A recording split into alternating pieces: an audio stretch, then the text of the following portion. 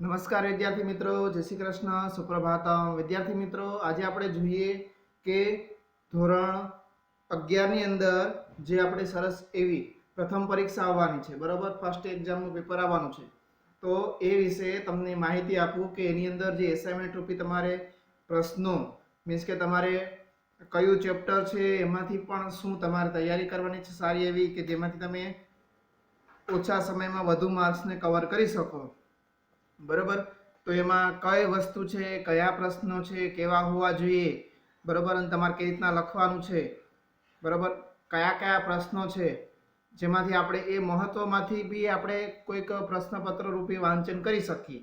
તો એ દર્શાવતું અત્યારે આ સારો એવો વિડીયો છે જેમાં તમે સારું એવું ધ્યાન આપશો. જે એસાઇનમેન્ટ રૂપી આ વિડીયો તમને હું મોકલું છું, બરાબર, એ તમારે ફક્ત ધ્યાનમાં લેવાનો છે, બરાબર. એમાંથી તમારે તૈયારી કરવાની છે. આખી બુક, આખા કોર્સ જે કોર્સ છે એમાંથી જે વસ્તુ સારી એવી, બરાબર, તમને હું નિર્દેશ કરું છું એ ધ્યાનમાં લેશો, બરાબર.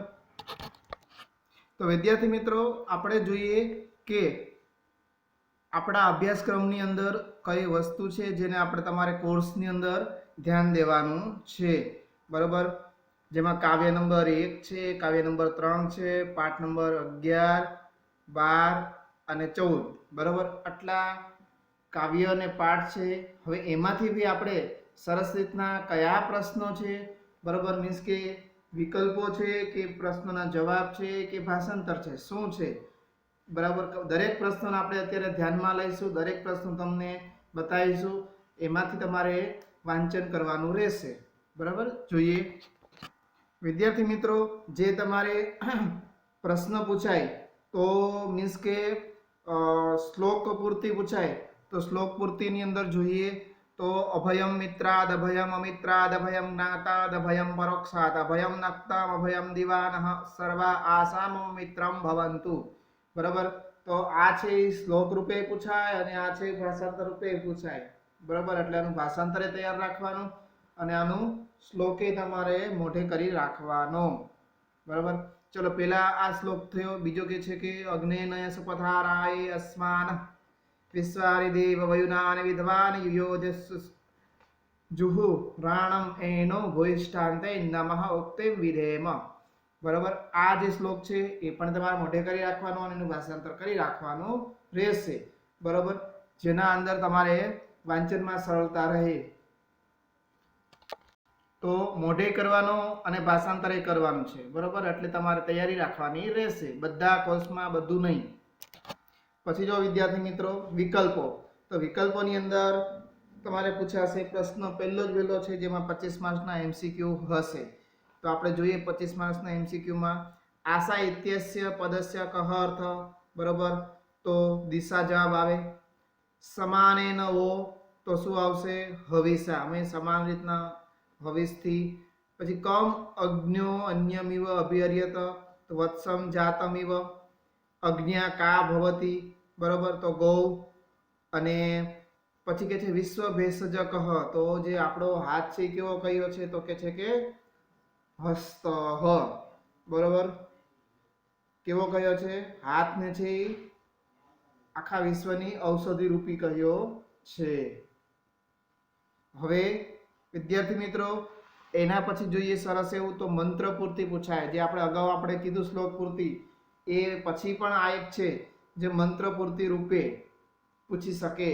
તો જેનું નામ છે અગ્નેનય સુપથા, પછી કે છે સમાનો મંત્ર. આ બે મંત્ર પૂર્તિ માટે ખાસ કરજો. આને શું કહેવાય, ભાષાંતર રૂપે કરવાનું આવતું નથી, બરાબર. કાવ્ય નંબર 3 એની અંદર આપણે જોઈએ, બરાબર. તો શ્લોક પૂર્તિ માટે શ્લોક તમારે જોવો હોય તો જેને છે કે તતઃ પ્રાવર્તત પ્રાવૃત સર્વસત્વ સુખપ્રદ વિદ્યોતમાન પરિધિ વિસ્ફુરજિત નભસ્થલા અષ્ટૌ માસાન નિફિતમ તદ્યદ ભૂમ્યા જલમયમ વસુ સ્વર્ગોભિર્મોર્યુક્તમારભે ભાસ્કરઃ કાલ આગતે, બરાબર. નિશા મુખે સુખદ્યોત્તા તમસા ભાંતિ નગ્રહા યથા પાપેન પાખંડાન વેદાહ કલો યુગે. વિદ્યાર્થી મિત્રો, આ તમારે ભાષાંતર માટે કરવાના રહેશે. 3 શ્લોક છે ખાસ, બરાબર, જે વધારે નહીં, ઓછા સમયમાં, બરાબર, દરેક વસ્તુનું સારું વાંચન પણ હોય તમારે ભેગું હોય છે. એ કારણસર તમને સારી રીતના અહીંયા એસાઇનમેન્ટ રૂપી પ્રશ્નો તમને જણાવું છું બધા તમારે કરવાનું રહેશે ને એમાંથી તમારે કોઈ પ્રશ્નો લીધેલા છે પણ લિમિટેડ છે. હવે એના પછી વિદ્યાર્થી મિત્રો શું છે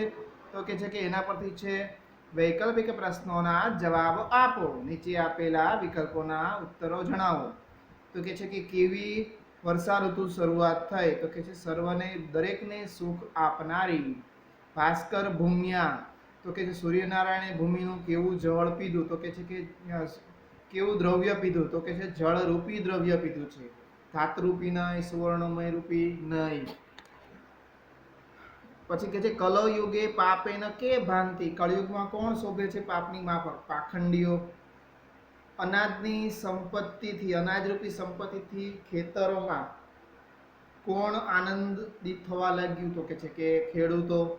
વરસાદના સમયમાં રસ્તાઓ કેવા બન્યા તો કે છે કે સંદિગ્ધ, બરાબર, એટલે તો કે સ્પષ્ટ અને ધૂંધળા.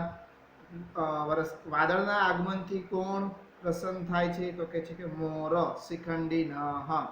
વિદ્યાર્થી મિત્રો એના પછી તમારે જે સમીક્ષાત્મક નોંધ છે, બરાબર, આ તૈયાર કરશો જેની અંદર વર્ષા ઋતુનું વર્ણન, પદ્યને આધારે વર્ષા ઋતુનું વર્ણન કરવાનું છે. આપણે શીખવાડેલું છે સરસ કાવ્યને જ આધારે તમારે અંદર લખેલું હોવું જોઈએ કે વર્ષા ઋતુમાં મોર નાચી ઉઠે છે, બરાબર, પાખંડીઓ શોભે છે, આવી રીતના સુખ આપનારી વર્ષા ઋતુ પસાર થાય, બરાબર. વર્ષા ઋતુ વિશે આ રીતના લખવાનું રહેશે.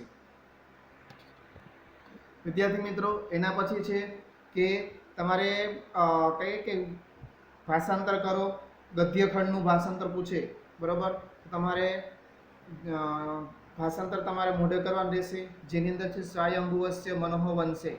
સ્વયંભુના મનુવંશમાં અંગ નામનો રાજા થઈ ગયો. તે દયાળુ હતો, ધર્મનિરત હતો, ધર્મવાળો હતો. તેને વેન નામનો પુત્ર હતો. ક્રૂર, અધર્મી હતો. યજ્ઞદાન એના માટે નિષિદ્ધ હતા. દુર્જનોને બોલાવતો અને સજ્જનોને દુષ્કારતો, એટલે મીન્સ કે એને ધિક્કારતો. પરિણામે ચોરી વધી ગઈ બધી જગ્યાએ. સજ્જનોની ધન ધાન્ય દુર્જનોએ લઈ લીધું. યજ્ઞ કર્મના અભાવે દુષ્કાળ વધ્યો અને ભૂતળ એટલે કે જે ધરતી છે યજ્ઞદાન વગરની થઈ ગઈ. વિદ્યાર્થી મિત્રો આટલું સરસ કરવાનું છે. આની અંદરથી કોઈ પણ વાક્ય હોઈ શકે છે, બરાબર. તો એના પછી આપણે જોઈએ તો કે છે કે સરસ રીતથી યોગ્ય વિકલ્પિક જવાબો આપો. તો જેનું નામ છે યોગ્ય વિકલ્પો. ચિત્વા રિક્ત સ્થાનમ પૂર્તિ કરણીયા. પિતુઃ નામ પૃથોઃ તો કે છે વેન નામનું એમના પિતાનું નામ હતું. વેન કેવો હતો? ક્રૂર હતો. તો કે છે ગાય રૂપી શું છે તો કે છે ધરતી માતા, બરાબર. ગાય શું આપે છે? ગાયોનું શું કરે છે તો કે છે સવાર સાંજ એને દોવે છે. પછી વિદ્યાર્થી મિત્રો અહીં કે છે કે સંસ્કૃત ભાષામાં ઉત્તર લખો. અંગ નામનો રાજા કોના વંશમાં થયો તો કે છે કે મનોહો. મનુના વંશમાં થયો. વેને કોને સત્કાર્યા અને કોને દુષ્કાર કર્યો તો કે છે કે દુર્જનોને સત્કાર્યા, સજ્જનોને દુષ્કાર્યા, બરાબર. પછી કે છે કે એના પછી છે નીચેના પ્રશ્નોના માતૃભાષામાં ઉત્તર આપો. વિદ્યાર્થી મિત્રો આ તમારે પ્રશ્ન કરવાનો છે, બરાબર. આ એક નથી કરવાનો. તો અહીંયા માતૃભાષામાં ઉત્તરો છે. વેન રાજા કેવો હતો?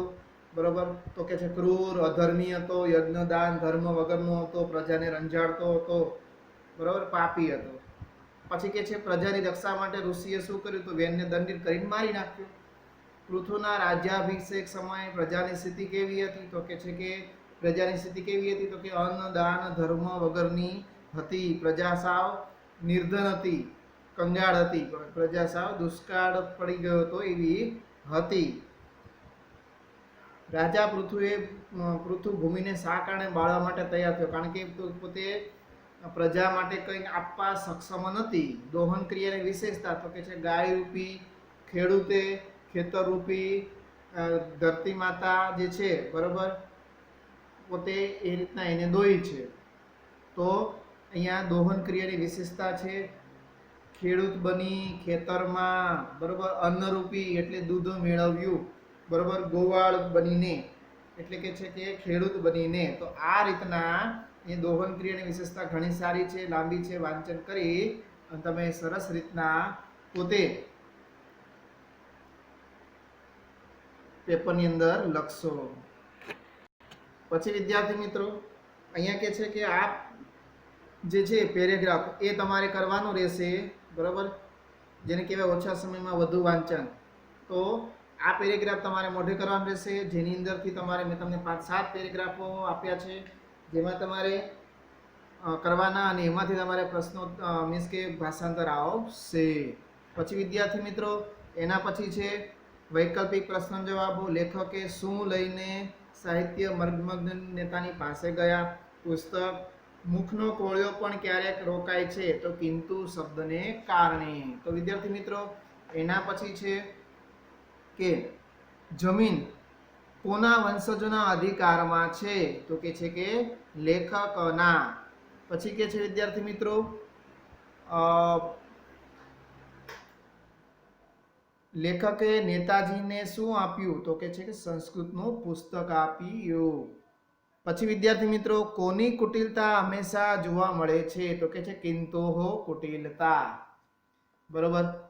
પછી વિદ્યાર્થી મિત્રો એના પછી છે માતૃભાષામાં જવાબ આપો. આમાંથી પ્રશ્નો હોઈ શકે છે 100%. બરોબર. તો તમારે મોઢે કરવાનું રહેશે. મેં તમને ઘણા બધા પ્રશ્નો આપ્યા છે, બરોબર, જેની અંદરથી તમારા એસાઇનમેન્ટ રૂપી પ્રશ્નો વાંચન કરવાના રહેશે. તો અહીંયા કે છે ન્યાયાધીશે ન્યાય શા માટે સ્થગિત કર્યો? કારણ કે રાજ્ય સરકારના નિયમ પ્રમાણે કિંતુ શબ્દ બોલ્યા હતા, રાજ્ય સરકારે એ રીતના બધું ના પાડી દીધી એટલા માટે. લેખક પુસ્તક સંદર્ભે શા માટે નિશ્ચિત? કારણ કે એની કથા વસ્તુ પૃષ્ઠ જેનું પુસ્તક બધી રીતની સરસ જ હતું અને નેતાજી પણ એના પુસ્તકને સારું એવું ગણશે અને સન્માન આપશે એવી એની આશા હતી. ભોજન સમારંભમાં લેખક શા માટે કશું ખાઈ શક્યા નહીં? કારણ કે કિંતુ નામનો શબ્દ જે તેમના ડૉક્ટરે કીધો હતો એ કારણોસર કે ભારે પદાર્થ તમારે ખાવા નહીં, એ કારણોસર બધાય પદાર્થને ભારે લાગવા માંડ્યા, એટલે એને કંઠનળીમાં કિંતુ શબ્દ જ લઈ ગયો. નેતાએ લેખકના પુસ્તકનો શો પ્રતિભાવ આપ્યો? નેતાએ કહ્યું કે જો આ પુસ્તક તમે સંસ્કૃત કરતા હિન્દીમાં લખ્યું હોત તો વધારે સારું હોત. લેખક કિંતુ શબ્દને કુટિલ શા માટે કહે છે? કારણ કે સફળતા માટેનો કોળિયો નજીક આવે છે અને તરત જ જતો રહે છે, બરાબર. કિંતુ શબ્દ બોલાય છે ગમે એટલું આપણે સામે સફળ થવા બધું પૂરું થઈ ગયું હોય, ખાલી થોડોક જ અંશ બાકી હોય ત્યાં કિંતુ શબ્દ આવી એટલે બધું હાથમાંથી જતું રહે છે. તો વિદ્યાર્થી મિત્રો સરસ રીતના આપણે આ માતૃભાષાના ઉત્તરો છે એ તમારે મોઢે કરવાના રહેશે. વિદ્યાર્થી મિત્રો એના પછી છે વિકલ્પો. તો વિકલ્પોમાં તમારે જોવાનું રહેશે કે માનવાહ ઇત્યસ્ય કો અર્થ, બરાબર. તો મનુષ્યસ્યાહ એવો અર્થ માનવનો કરેલો છે. કૌટિલ્યનું નામ શું છે? ચાણક્ય છે. ઉદ્વદંડ કોનું વિશેષણ છે? રાજાનું. રાજાએ શું વશીકરણ કર્યું છે? પોતાનો અને બીજાનો પક્ષ, એટલે પોતાની પ્રજા અને શત્રુઓ. આણ્વિક સિક્કી ત્રયીને કેવી રીતના ગણવામાં આવે છે? તો કે છે શિષ્ટ પ્રકારે, સારી રીતના, સારા લોકો દ્વારા ગણવામાં આવે છે, બરાબર. વિદ્યાર્થી મિત્રો એના પછી છે વ્યાકરણનો ટોપિક, જેની અંદર તમારે ન્યાય પૂછાશે, બરાબર. તો ન્યાય તમારે બધું મોઢે કરવાનું રહેશે. તો વ્યાકરણની અંદર ન્યાય પરિચય છે, જેમાં તમારે કઈ રીતનું ધ્યાન દેવાનું આવશે તો આપણે એ પણ એસાઇનમેન્ટ રૂપી જોઈ લઈએ, બરાબર. જેની અંદર છે સિંહાવલોકન ન્યાય, બરાબર. સિંહ એક પ્રાણીનો વાચક છે. અવલોકન કરવું, જંગલમાં મનાતા સિંહ પ્રાણીની વિશેષતા છે, જ્યારે ચાલતો હોય ત્યાં થોડું અંતરે પાછો જતો હોય છે. આ વસ્તુને ધ્યાનમાં રાખી આ ન્યાય જણાવેલો છે. તો આ ઉપરથી એવું કહેવા મળે છે કે માણસે ચાલે ભલે આગળ પણ ક્યારેક પાછા વળીને જવું જોઈએ. વિદ્યાર્થી તરીકે આગળ ને આગળ તમારે ધોરણમાં જવું છે, નજર પણ તમારે ત્યાં જ હોવી ઘટે. આગળ વધવાની પ્રક્રિયામાં ક્યારેક પાછળ વળીને જવું જરૂરી છે. માટે 11માં ભણતા હો તો 10મા ધોરણમાં ભણેલી વાતો પણ તમારે નજર કરવી જોઈએ. તો વિદ્યાર્થી મિત્રો જીવનમાં ભૂલેલી સારી બાબતો ક્યારે તમારે ભૂલવી ના જોઈએ, બરોબર. કોઈ સારા લાઈફમાં ગુરુ મળી જાય જેના કારણે આપણે વધ્યા, પછી સામે જ્યારે ગુરુ પૂર્ણિમા છે કોઈ દિવસ આપણી સામે આવે તો મોઢું ફેરવી લઈએ, એના કરતાં એ આપણા જીવનના થોડાક પાસ્ટ હતા, મીન્સ કે ભૂતકાળ હતા, પણ એને જેના કારણે આપણે જીવનમાં સારું આગળ પામી શક્યા છીએ, તો એ તરફ બી આપણે ધ્યાન દોરવું ઘટે, બરાબર. તો અહીંયા એવી વસ્તુ કહેવા માંગે છે. બીજા નંબર છે પંગુ પ્રક્ષાલન ન્યાય. કાદવ અને ધોવાની ક્રિયા. જેમ કે અહીંયા કહે છે કે કાદવમાં પગ પડી જાય, ગંદો થાય તો કાદવથી બગડેલા પગને પાણીથી ધોઈ શકાય. પણ કાદવમાં ધોવાની સગવડ ઉપલબ્ધ છે. જો છતાં કાદવથી પગ બગડે જ નહીં એવી તકેદારી રાખીએ તો આ વસ્તુ કંઈ ધ્યાનમાં રહેતી નથી. તો અહીંયા શું કહે છે, ચોમાસાની ઋતુમાં ખાડા ભરાયેલા પાણીમાં મચ્છરો જન્મે છે. વધી પડેલા મચ્છરોથી માંદગી મુશ્કેલી આવી પડે અને માણસો એવું વિચારે કે મચ્છરના નિવારણ માટે સાધનો ઉપલબ્ધ છે, માંદા થઈ શકતો સારવાર ઉપલબ્ધ છે, આથી મચ્છરોથી ઊભી થનારી મુશ્કેલીનું નિવારણ કરશું, માટે ચિંતા ના કરવી. પરંતુ આવા વિચાર સામે ચોમાસાની ઋતુમાં પાણી જ ભરાય નહીં, મચ્છર જન્મે નહીં, માંદગી થાય નહીં એવું અગાઉથી કરવામાં આવે તો એનો મતલબ પાણી પહેલા પાડ. બરોબર. તો મુશ્કેલી નિવારણ માટે આવનારા આવા પ્રયત્નોથી ખોટો ખર્ચ થાય જ નહીં, દુઃખે ભોગવવું નહીં અને ચોમાસામાં ત્રાસ વધે નહીં, એ માટે અગાઉથી સાવધાન રહેવું જોઈએ. વિદ્યાર્થી મિત્રો, આમાંય તમને મેં ગઈ વખતે ન્યાયમાં વાત કરેલી કે તમારે આ ન્યાયમાં એવું કહેવા માંગે છે કે તમારે શું કહે છે કે જે વસ્તુમાં આપણે અગાઉથી વસ્તુ થઈ જતી હોય, બરોબર, આપણાથી કામ કમ્પ્લીટ થઈ જતું હોય તે પહેલાં જ કરી મૂકી દેવું જોઈએ. પછી કાંઈ વસ્તુ પસ્તાવાનો વારો આવે જ નહીં. તે સમય, શક્તિ, બરોબર, અત્યારે બધું જરૂરી છે અને આપણે અગાઉથી જો વસ્તુનો વિચાર નથી કરતા, બરોબર, તો આપણે પછી એક સમયે ઘણા બધા જે આપણા સારા એવું જે ટાઈમ ટેબલ બનાવ્યું છે એના આપણે પહોંચી વળતા નથી અને સફળતા પછી એમ કે મેં ઘણું વાંચ્યું, બરોબર, મેં ઘણું ધ્યાન આપ્યું પણ મારે નંબર જ ના આવ્યો, બરોબર, મારી કોઈ કદર નથી. પણ આપણે યોગ્ય ટાઈમે યોગ્ય વસ્તુ કરતા નથી. બરોબર વિદ્યાર્થી મિત્રો, આપણે આ ઉત્પ્રેક્ષા અલંકાર છે. ઉત્પ્રેક્ષા અલંકાર એ પણ આપણે તમારે એસાઇનમેન્ટમાં ધ્યાનમાં લેવાનું રહેશે અને વાંચન કરવાનું રહેશે. જેને કે સંભાવના ઉત્પ્રેક્ષા પ્રકૃતિ યત સમય યત. વિદ્યાર્થી મિત્રો, અહીંયા એવું કહેવા માંગે છે કે જ્યાં કોઈ વસ્તુની સંભાવના હોય, બરોબર, તો તે જગ્યાએ ઉત્પ્રેક્ષા અલંકાર પ્રસ્તુત વર્ણનીય વસ્તુ હોય અને સમાન એવી વસ્તુ હોય તો સરખામણી કે છે. સ્ત્રીણામ વિરેજો મુખ પંકજાની સક્તાની હરમે શિવ પંકજાતિ. તો એ કે છે સ્ત્રીઓનો મુખકમળ જાણે, અહીંયા છે ને એક પ્રકારની સંભાવના દર્શાવે છે, શક્યતા. અહીંયા ઉપમેય ઉપમાન મુખને કમળ છે અને મુખની કમળ સાથેની સંભાવના કીધી છે. તો અહીંયા જાણે શબ્દ છે એટલે કે ઈવ શબ્દ મૂક્યો છે, એના શબ્દ જેવું શબ્દ પણ અહીંયા બની શકે છે. બરોબર. તો વિદ્યાર્થી મિત્રો, અહીંયા ઈવ શબ્દને કારણે જાણે શબ્દ મૂકે. લિંપતિવ તમોગાને જે 9મા ધોરણમાં ભણેલા, બરોબર, શરીરના અંગોને અંધારું જાણે લીપી રહ્યું છે, આકાશ જાણે અંજન વરસાવી રહ્યું છે, આજે જાણે વરસાદ આવી રહ્યો છે એવું લાગે છે, વાતાવરણ એવું થઈ જાય. તો અહીંયા જાણે શબ્દને આ રીતના તમારે શું કરવાનું તો કે છે કે આ જે છે લક્ષણ સંસ્કૃતમાં એ ફરજિયાત લખવાનું છે, બરાબર. પછીથી એનું ગુજરાતી છે એ બી લખવાનું છે, આ એનું ઉદાહરણ છે અને એનું ગુજરાતી છે એ લખવાનું છે. ને એમાં આવેલું શેના કારણે આ ઉત્પ્રેક્ષા અલંકાર ઓળખાય છે, જાણે શબ્દ અને યુ, આ આટલું જ ખાલી તમારે લખવાનું છે. લક્ષણ એનું ગુજરાતી, ઉદાહરણ એનું અનુવાદ સંસ્કૃતનું, અને પછી મુખ્ય પ્રત્યય સંસ્કૃત અને એનું ગુજરાતી, બસ આટલું તમારે લખવાનું છે. બરાબર. એના પછી છે રૂપક અલંકાર. બરાબર. રૂપક અલંકારની અંદર એવું કે છે કે તદરૂપકમાં ભેદયો યહ ઉપમાન ભેદયો, એકબીજાની અત્યંત સમાનતાથી બંને વચ્ચેની સરખામણી. બરાબર. બંને વસ્તુ છે અલગ અલગ, અભેદ છે, બરાબર, પણ એમાં ભેદ પાડેલા છે. જો પાંડવો યુદ્ધરૂપી નદી તરી ગયા. તો વિદ્યાર્થી મિત્રો, અહીંયા શું કહે છે, પાંડવો તો કેશવ સુકાની, એમના પોતે કેશવ કૃષ્ણ એના સુકાની હતા. પાંડવોની સાથે શું સરખાયું છે તો યુદ્ધ રૂપી નદીને સરખાઈ છે. બરાબર. તો અહીંયા બે વસ્તુ છે. તો અહીંયા તમારે ઉદાહરણ લખવાનું રહેશે, એનું આ ગુજરાતી અને થોડીક સમજૂતી લખવાની રહેશે, બસ. પછી આમાં શું કહે છે, રૂપી શબ્દ છે. રૂપી એટલે સરખામણી. બરાબર. તો વિદ્યાર્થી મિત્રો, આની અંદર રૂપી એટલે સરખામણી કહીએ છીએ.